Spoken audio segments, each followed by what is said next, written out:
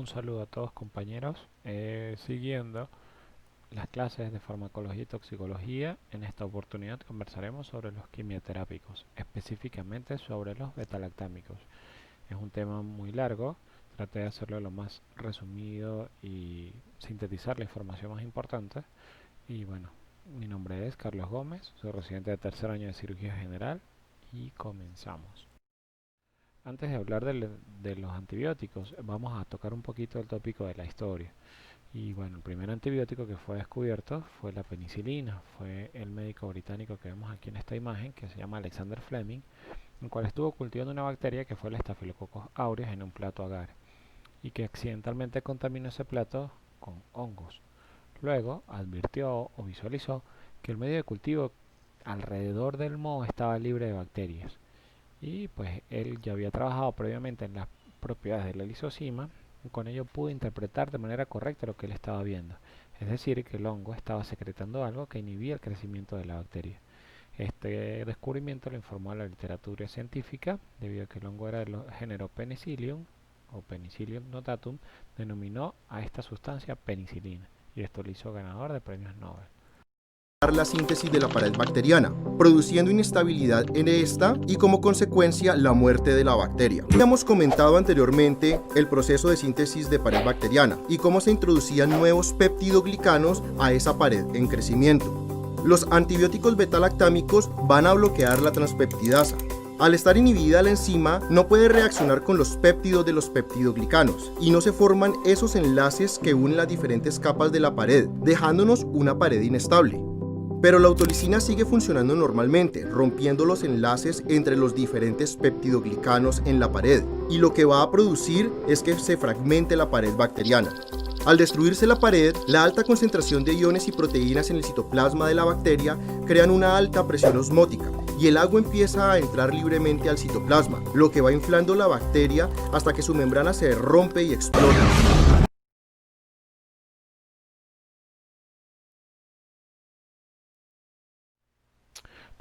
Como les dije, la función total de los betalactámicos es la inhibición de la síntesis de la bacteria de la pared celular. Se originan como, o se denominan en este grupo de antibióticos como betalactámicos, que a su vez se dividen en penicilinas, carbapenémicos, cefalosporinas y monobactámicos. La penicilina. Todos los fármacos pertenecientes a este grupo inhiben la síntesis de pared bacteriana y se dividen en varios tipos. Entre las generalidades de la penicilina son que es el antibiótico más importante, porque fue el primero en conocerse o descubrirse. Su origen es una sustancia producida por un hongo del género Penicillium y se divide en penicilina G y penicilina B. Se obtienen antibióticos derivados del núcleo penicilínico y generalmente es usado para tratar enfermedades infecciosas. Se pueden administrar de acuerdo a algunos tipos por vía oral o parenteral y si se administran por vía oral se debe consumir 30 minutos antes de cada comida y si se va a administrar después de comer serían 2 horas después de comer. Todos los fármacos pertenecientes a este grupo o a esta familia están representados por el anillo betalactámico, que en la imagen se ve con esta letra B, que resulta de la unión de la alanina y de la beta-dimetilcisteína. A este anillo se encuentra un anillo unido, que es el anillo tiazolídnico representado con la letra A, que presenta 5 componentes, en el caso de las penicilinas, o un anillo dihidrotiazínico de 6 componentes que representan las cefalosporinas. Cuando hablamos del metabolismo de la penicilina, podemos mencionar que tiene las siguientes bondades. Se absorbe y se distribuye ampliamente por todo el cuerpo, se alcanza en concentraciones terapéuticas en tejidos y secreciones como el líquido sinovial, pericárdico, pleural, etc. Se eliminan con rapidez por filtración glomerular y por secreción tubular renal, y en otros casos, como en algunos tipos de cefalosporinas, también se secretan a través de la bilis. La vida media del organismo es una vida breve, que es aproximadamente entre 30 y 60 minutos. Las penicilinas se dividen en 4 tipos, como son naturales, antiestafilocóxicas, aminopenicilinas o de amplio espectro y penicilinas antiseudomonas. Las penicilinas naturales destacan entre ellas la penicilina G, penicilina sódica y potásica, la penicilina G procaínica, la penicilina G benzatínica. Así como hay penicilinas naturales, también hay penicilinas biosintéticas que son ácido resistentes, como la penicilina B. También entre las penicilinas tenemos las antiestafilocóxicas como la cloxacilina, oxacilina, dicloxacilina y las aminopenicilinas como la ampicilina y la amoxicilina. Dentro de esta penicilina de amplio espectro también se descartan las carboxipenicilinas como la ticarcilina y carbenicilina. Y entre las penicilinas antipseudomonas tenemos la piperacilina. Más adelante hablaremos de cada uno de los tipos y cuáles son sus espectros antimicrobianos. Entre las penicilinas naturales se destaca la penicilina G, conocida también como benzilpenicilina. Es altamente activa contra varias bacterias de primera elección para tratar muchas infecciones, especialmente activa contra cocos gram positivos, que entre los cuales se destaca el estreptococo betamolítico del grupo A, pero más activa contra el estreptococo del grupo B, estreptococo galacteae, o contra los estreptococos bovis y la mayoría de las cepas de estreptococos pneumoniae. También son útiles contra cocos gram negativos como la Neisseria meningitidis y bacilos gram positivos como el Corynebacterium difteria, Listeria monocytogenes y el Bacillus anthracis, o las espiroquetas como el Treponema pallidum o la Leptospira. También son útiles en anaerobios porulados como el Clostridium tetani y el Clostridium perfringens, y también en anaerobios no esporulados como el Fusobacterio, el Podostreptococo y el Actinomyces israelis.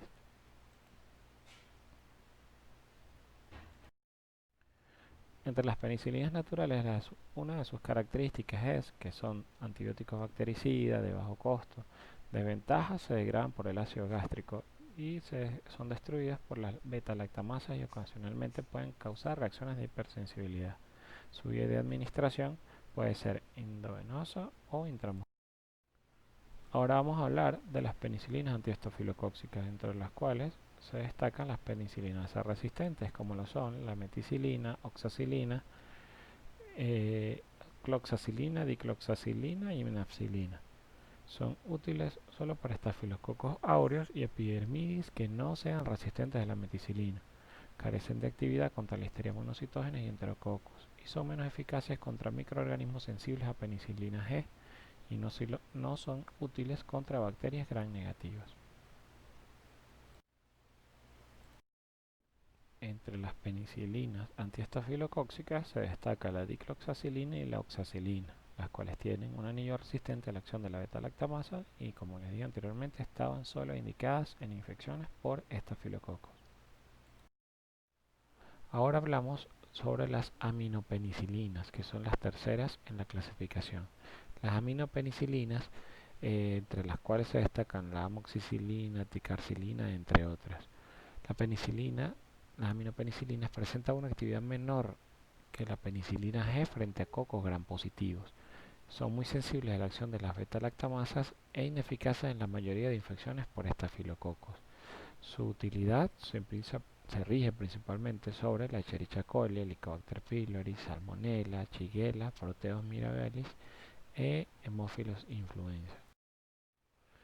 Las aminopenicilinas, sus indicaciones terapéuticas es que nos ayudan en las infecciones respiratorias superiores causadas por Streptococcus pyogenes, Streptococcus pneumoniae y Haemophilus influenza.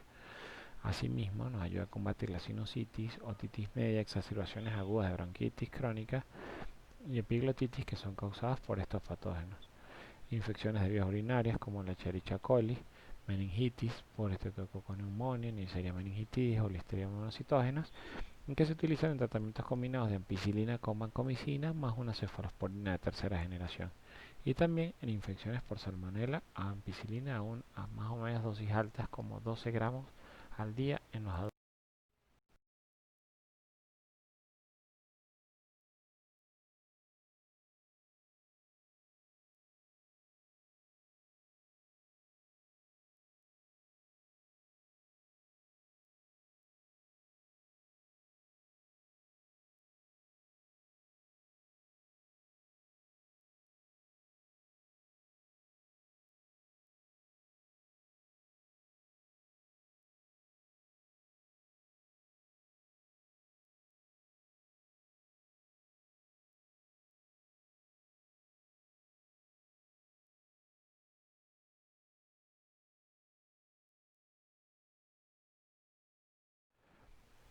Las indicaciones terapéuticas de las aminopenicilinas: medicamentos que son útiles para tratar infecciones graves por gram negativos, como bacteremias, neumonías, infecciones por quemaduras, infecciones de vías urinarias resistentes a penicilina G y ampicilina e infecciones por pseudomonas en común en pacientes neutropénicos.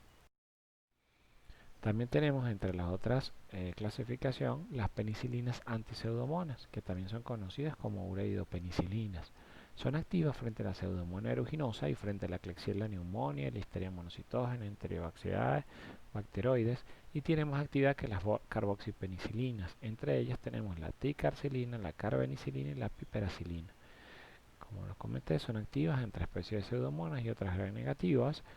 Únicamente sus administraciones por vía endovenosa no sirven para meningitis por no alcanzar concentraciones en líquido cefalorraquídeo y como defecto o inconvenientes que son muy costosos. Los efectos adversos de este tipo de medicamentos son que pueden causar alergia, que puede ser una alergia inmediata de 2 a 30 minutos, una alergia acelerada de 1 a 72 horas o tardía a más de 72 horas. La gravedad es variable desde simples erupciones cutáneas pasajeras hasta shock anafiláctico, el cual ocurre al 0.2% de los pacientes y provoca la muerte en 0.01% de los casos. También puede producir disbacterosis, trastornos gastrointestinales. El más frecuente es la diarrea, ya que la penicilina elimina la flora intestinal. Y pues ello le da chance o les da oportunidad a que haya sobrecrecimiento de algunos patólogos o de unos patógenos que sean oportunistas o en otros casos hongos. Entre los efectos adversos también tenemos la resistencia, porque la administración repetida con enfermedades menores favorece la aparición de esta, y la toxicidad, que puede ser tóxica para los riñones, el hígado, el sistema nervioso y producir alteraciones en los glóbulos rojos, causando anemia, neutropenia o trombopenia o trombocitopenia. Asimismo, puede causar conencefalopatía, ya que cursa con mioclonías, convulsiones clónicas y tónico-clónicas de extremidades que pueden acompañarse de somnolencia, estupor y coma. La encefalopatía es el más frecuente en pacientes con insuficiencia renal. Ahora vamos a conversar un poquito sobre las cefalosporinas. Las cefalosporinas son antibióticos producidos a partir del ácido 7-aminocefalosporánico mediante la unión de diferentes cadenas laterales. Estos compuestos son relativamente estables en ácidos diluidos y relativamente resistentes a la acción de la penicilinasa, independientemente de las características laterales y su afinidad por la enzima. Como generalidades, tenemos de que tienen el mismo mecanismo de acción que las penicilinas, son consideradas la primera línea en situaciones clínicas o en infecciones nosocomiales como una neumonía, infecciones de piel y tejidos blandos, meningitis e infecciones hospitalarias. Entre su farmacocinética tenemos que su vía de administración puede ser oral o parenteral de acuerdo a algún tipo de cefalosporinas, se distribuyen en casi todos los tejidos del organismo, se unen a proteínas plasmáticas, son metabolizadas por el hígado y se eliminan. Pueden ser por bilis o por orina, de acuerdo al tipo de antibiótico. Pueden producirnos también reacciones adversas, como anafilaxia, broncoespasmo, urticaria, necrosis tubular renal, leucopenia, trombocitopenia y diarrea. Las únicas contraindicaciones es que el paciente sea alérgico a la penicilina. La cefalosporina es un grupo de antibióticos muy importante y forma parte del arsenal médico intrahospitalario de nosotros. Se divide en 4 generaciones, como lo vemos en esta imagen. En la primera generación de las penicilinas destacan la cefazolina, la cefalexina, cefalotina, cefradina, cefadroxilo. En la segunda generación destaca el cefoxitin, la cefuroxima, el cefaclor. En la tercera generación, el cefotaxime, las ceftriaxonas, que son los más comúnmente utilizados en el ámbito nosocomial, la cefoperazona, el cefixime y el ceftazidime. Y entre la cuarta generación, el cefepime. Ahora vamos a hablar sobre las cefalosporinas de primera generación, sus generalidades. Son activas contra cocos gram positivos y algunos gram negativos. Su vía de administración es la vía oral y parenteral. Se usa en la profilaxis quirúrgica, actúa eficazmente frente a los neumococos, estreptococos y Staphylococcus aureus, Escherichia coli, Proteomirabilis. Y las excepciones del espectro antimicrobiano es que no son eficaces frente a Enterococcus enterococci, Staphylococcus aureus meticilino resistente y Streptococcus pneumoniae resistente a la penicilina. Ahora bien, vamos a hablar de la cefazolina. La cefazolina tiene una gama de acción antibacteriana que es característica de otras cefalosporinas de primera generación, excepto que también tiene actividad contra algunas especies del género Enterobacter. La cefazolina, por lo general, es preferible entre las cefalosporinas de primera generación, pues se puede administrar con menos frecuencia debido a su vida media más prolongada. Su utilización se ciñe a las infecciones de la vía urinaria, osteomielitis, infecciones de la piel y tejidos blandos. Su vía de administración puede ser intramuscular o endovenosa y la dosis en el adulto puede ser de 0.5 a 2 gramos cada 6 o 8 horas y en los niños de 50 a 100 miligramos kilogramo día. Entre otras de las cefalosporinas de la primera generación tenemos el cefadroxilo, que es un análogo para hidroxi de la cefalexina. El fármaco se administra por vía oral 1 o 2 veces al día para tratar infecciones urinarias preferiblemente.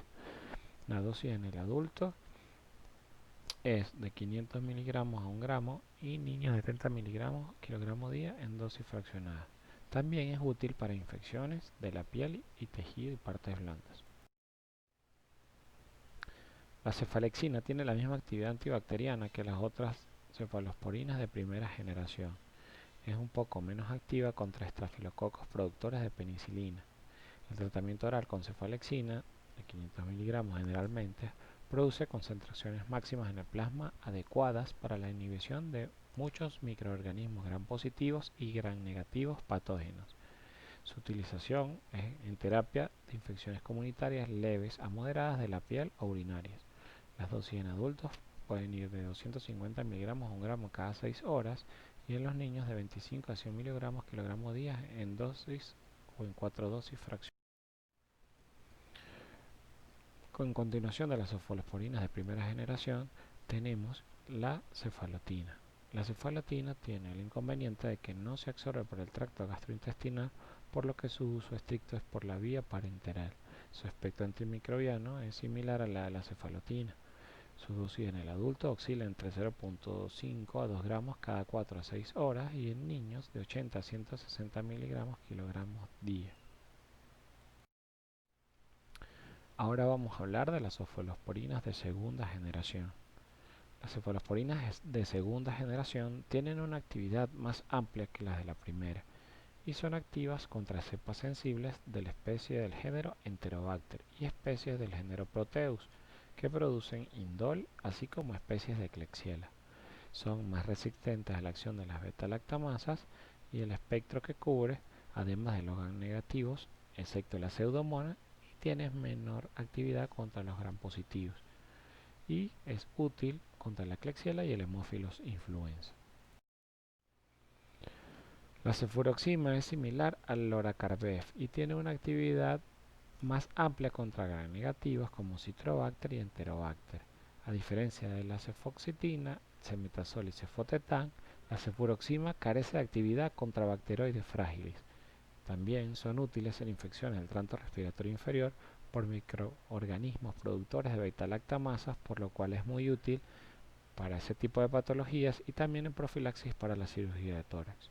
Su administración es por vía parenteral y la dosis en adultos oscila entre 750 y 1.5 gramos cada 6 a 8 horas y en niños la dosis oscila entre 75 y 150 miligramos kilogramos día. Otra de las cefalosporinas de segunda generación tenemos la cefoxitina. Este antibiótico es menos activo que las cefalosporinas de primera generación contra bacterias gram positivas, pero tiene actividad contra anaerobios, sobre todo con el bacteroides frágiles. La cefoxitina parece tener una aplicación especial en el tratamiento de determinadas infecciones anaeróbicas y aeróbicas mixtas como la enfermedad inflamatoria pélvica y el acceso pulmonar. Continuando con las cefalosporinas de segunda generación, ahora hablamos del cefaclor, y este es más activo contra Haemophilus influenza y Moraxella catarrhalis, aunque algunas cepas productoras de beta-lactamasa de estos microorganismos pueden ser resistentes. Son útiles en infecciones por otitis media, infecciones de vías superiores e inferiores, infecciones cutáneas, urinarias y de tejidos blandos. Su dosis es vía oral y la dosis en el adulto es 250 a 500 miligramos cada 8 horas y en niños de 75 a 150 miligramos kilogramo día. Ahora vamos a hablar de las cefalosporinas de tercera generación. Ellas, entre sus generalidades, son más resistentes a las beta-lactamasas de los gram negativos y presentan menor actividad contra los gram positivos. Cruzan el líquido cefalorraquídeo, excepto la cefoperazona y el cefixime. La cestraxona y la cefoperazona se excretan por la bilis, precaución de la utilidad en latantes menores, y el cefixime es el único de esta tercera generación que se puede utilizar por vía oral. Entre las cefalosporinas de tercera generación hablamos de la cefotaxima o cefotaxime, que es útil en el tratamiento de la meningitis producida por hemófilos influenza, meningococos y enterobacterias, infecciones de la piel, tejidos blandos, osteomielitis. Su vía de administración es la vía parenteral y la dosis en los adultos, el cefotaxime puede ser de 1 a 2 gramos cada 4 a 8 horas. En los niños va de 100 a 200 miligramos kilogramo día cada 6 a 8 horas. Continuando con las cefalosporinas de tercera generación, vamos a hablar ahora de la cestraxona, que es otro de los antibióticos que sirve como caballito de batalla en nuestra actividad nosocomial. Ella es eficaz en el tratamiento de la gonorrea uretral, cervicuterina, rectal o faríngea, incluidas las enfermedades causadas por microorganismos productores de penicilinasa. Asimismo, también tiene un espectro, aparte de esto que comenté, similar al de la cefotaxima. Su vía de administración es la vía parenteral y la dosis en los adultos es de 1 a 2 gramos 1 o 2 veces al día. En niños, su dosis es de 50 a 75 miligramos kilogramos día en 1 o 2 dosis fraccionadas. En niños con meningitis la dosis debería ser de 100 miligramos kilogramos día cada 12 horas. En gonorreas no complicadas se puede utilizar por vía intramuscular 125 miligramos y para erradicar el estado de portador meningocócico una sólida dosis vía intramuscular 250 miligramos en niños y 250 miligramos en adultos y 125 miligramos en niños. Continuamos con las cefalosporinas de tercera generación y en esta oportunidad vamos a hablar de la ceftazidima, que es otro de los caballitos de batalla en nuestro ámbito nosocomial. La ceftazidima tiene una actividad de 1/4 de la cefotaxime contra los microorganismos gram positivos. Su actividad es destacada contra las heterobacterias. Es similar en el espectro a las penicilinas, las cefalosporinas y otros antibióticos beta-lactámicos, pero su principal característica que la hace diferente es la excelente actividad contra las pseudomonas y contra bacterias gram negativas. Infecciones nosocomiales por bacilos gram negativos, tiene una actividad específica contra la pseudomonas aeruginosa. Su vía de administración es parenteral y la dosis en adultos es de 1 a 2 gramos cada 8 o 12 horas y en los niños de 30 a 50 miligramos kilogramo día cada 8 horas. Ahora vamos a hablar de las cefalosporinas de cuarta generación. Como generalidades, ellas mejoran la actividad de las cefalosporinas de tercera frente a los estafilococos sensibles a la meticilina, Streptococcus pneumoniae y las pseudomonas. Tienen una actividad contra gram negativos, como lo comenté, mejor incluyendo la pseudomonas aeruginosa y las enterobacterias. Nos ayudan a combatir infecciones respiratorias como las neumonías nosocomiales o infecciones urinarias de piel y tejidos blandos y generalmente se usan como último recurso entre las cefalosporinas. Entre las cefalosporinas de cuarta generación tenemos el cefepime. Su dosis de adultos es 1 a 2 gramos cada 12 horas. Su vía de administración es vía endovenosa y es útil en infección de tracto respiratorio inferior, incluyendo neumonías graves, infecciones de tracto urinario complicadas, incluyendo pielonefritis, inflamación de la vejiga del riñón, septicemia o bacteremia. Ella pertenece a otra de los antibióticos de arsenal nosocomial con el cual disponemos nosotros. Ahora vamos a hablar de los monobactámicos. Los monobactámicos principalmente son fármacos que presentan un espectro de acción muy amplio en el que incluyen las bacterias gram negativas, aerobias y anaerobias pero carecen de actividad frente a Staphylococcus aureus resistentes a la meticilina, Enterococcus faecium, Corynebacterium y Stenotrophomonas maltophilia. Como les comenté, solo es activo contra gram negativos aerobios, buenas concentraciones en piel, pulmón, hueso y vías urinarias. Puede combinarse con clindamicina, penicilina semisintética, metronidazol o vancomicina y sirve como alternativa en pacientes que son alérgicos a las penicilinas. Ahora bien, ahora vamos a hablar sobre los carbapenémicos. Los carbapenémicos son beta-lactámicos que contienen un anillo beta-lactámico fusionado y un sistema de anillos de 5 miembros que difiere de las penicilinas debido a que este es insaturado y contiene un átomo de carbono en vez de un átomo de sulfuro. Esta clase de antibióticos tiene un espectro de actividad más amplio que la mayor parte de los demás antibióticos beta-lactámicos, incluyendo bacterias gram positivas, gram negativas, aerobias, anaerobias, y carecen de actividad frente a los estafilococos meticilinos resistentes, Enterococcus faecium y Corynebacterium.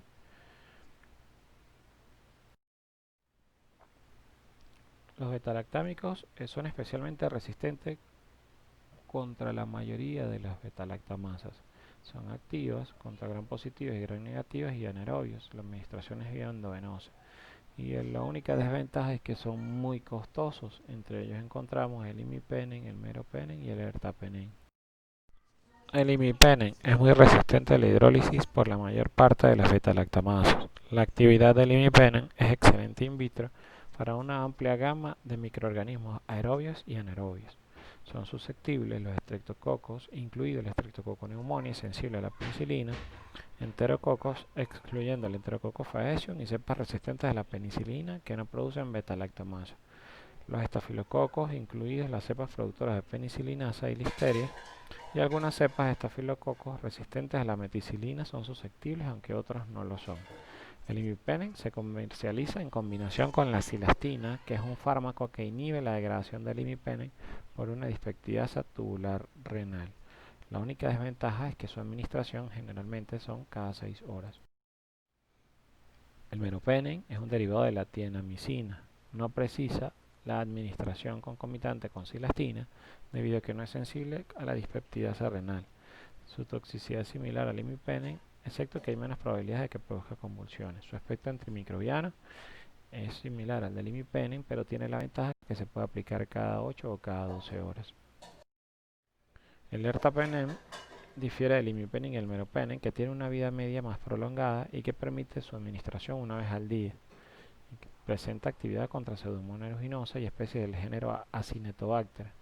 Es actividad contra microorganismos gram positivos, enterobaciadas y anaerobios, por lo que le confiere utilidad en las infecciones intraabdominales y pélvicas. Ahora hablamos de los inhibidores de la beta-lactamasa, entre los cuales destacamos el tazobactam, el ácido clavulánico y el sulbactam. No son antibióticos propiamente, solo se unen irreversiblemente con las enzimas beta-lactamasa e impiden que ellos destruyan la parte activa del antibiótico, como en el caso de la piperacilina, amoxicilina o ampicilina. Y se usan en combinación de estas para evitar que se degraden estos principios activos. Bueno, esto es todo, espero que haya sido de provecho para todos. Muchas gracias.